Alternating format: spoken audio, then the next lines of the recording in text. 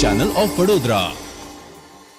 સામાજિક કાર્યકરની આગેવાની હેઠળ સોમા તળાવના કૃષ્ણનગર, ઇન્દિરાનગર અને ઘાઘરેટિયાના રહીશોને ઘર વિહોણા કરવાની નીતિના વિરોધમાં મોટી સંખ્યામાં રહીશોએ એકત્રિત થઈ જિલ્લા કલેક્ટરને આવેદનપત્ર આપી રજૂઆત કરી હતી।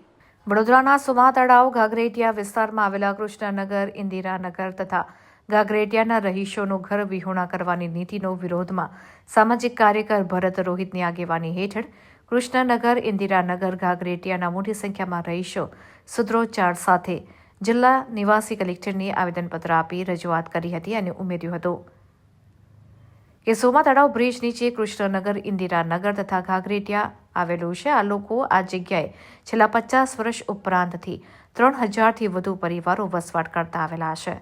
આ પરિવારો છેલ્લા 50 વર્ષથી અહીં વસવાટ કરે છે તેમજ વર્ષોથી વડોદરા મહાનગરપાલિકાને વેરો તથા લાઇટ બિલ પણ ભરતા આવ્યા છે। ત્યારે 17 મેના રોજ અચાનક કેટલાક અધિકારીઓ આવીને આ લોકોને ઘર ખાલી કરી દેવાની સૂચના આપે છે, જે ખૂબ જ દુઃખદ અને દયનીય છે। કોઈ પણ સામાન્ય માણસ માટે ઘર એટલે તે માણસના જીવન જરૂરિયાત વસ્તુનો અવિભાજ્ય અંગ છે અને સરકાર આ ગરીબ અને નિસહાય લોકોની છત છીનવી લેવા માંગે છે, જે સદંતર ખોટું અને ગેરકાયદેસર છે। સોમા તળાવ બ્રિજ નીચે કૃષ્ણનગર, ઇન્દિરાનગર તથા ઘાઘરેટિયામાં વસવાટ કરનારા લોકોને અહીંથી ખસેડી શકાય નહીં।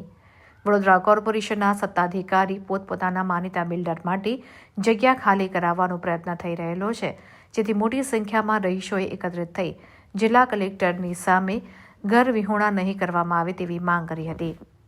નીચે ઘાઘરેટિયા છે, એમાં ઇન્દિરાનગર છે, કૃષ્ણનગર છે, આ બધા નગરો આવેલા છે। 2 દિવસ પહેલા સરકારી કર્મચારી આવીને કહી ગયા છે કે મંગળવારે ફોર્મ ભરી દેજો ને 15 દિવસમાં તૂટી જવાના છે। તેમના બાપની જાગીર નથી કે કોઈ નોટિસ વગર કે કોઈ પણ વસ્તુ વગર આવી શકે। એટલે આજે કલેક્ટર સાહેબને અમે બધી જ પબ્લિકને લઈને આવેદનપત્ર અપાયા છે કે સાહેબ આ જે છે એ પ્લોટિંગ પાડેલો એરિયા છે અને પોતે ખરીદી અને મકાનો બનાવેલા છે। આ કોઈ આવાસના મકાનો નથી।